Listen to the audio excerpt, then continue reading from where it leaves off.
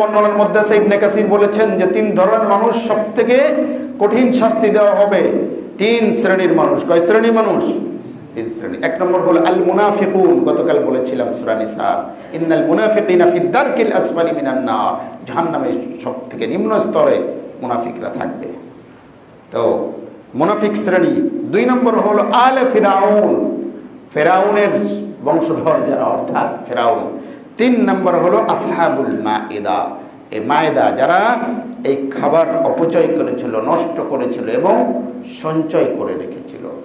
ইমানদার যতটুকু প্রয়োজন ততটুকু খায়, ততটুকু কি করে? সঞ্চয় করে, তাই না? এই জন্য আল্লাহ নবী সাল্লাল্লাহু আলাইহি ওয়াসাল্লাম বলেছেন আল মুমিনু ইয়াকুলু ফি মিআন ওয়াহিদ, মুমিন খায় এক পেটে, ওয়াল কাফিরু ইয়াকুলু ফি সাবআতি আমআ, আর কাফের খায় সাত পেটে।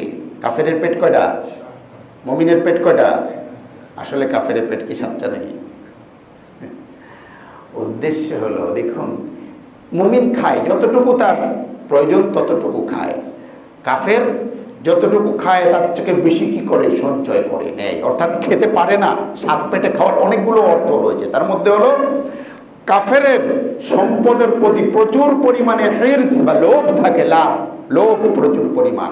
ওই সাত পেটে খায়, ওই হাতে খায়, পাতে খায়, মুখে খায়, চোখে খায়, তার মানে পেট ভরে চোখ ভরে না, খালি নিতেই চায়, নিতেই চায়, নিতেই চায়, তাই না? এমিয়া তোমার যা আছে এতে তো তোমার কি হবে? কয়েক পুরুষ বসে খাবে, আবার এগুলো দুর্নীতি করো কেন, এগুলো করো কেন?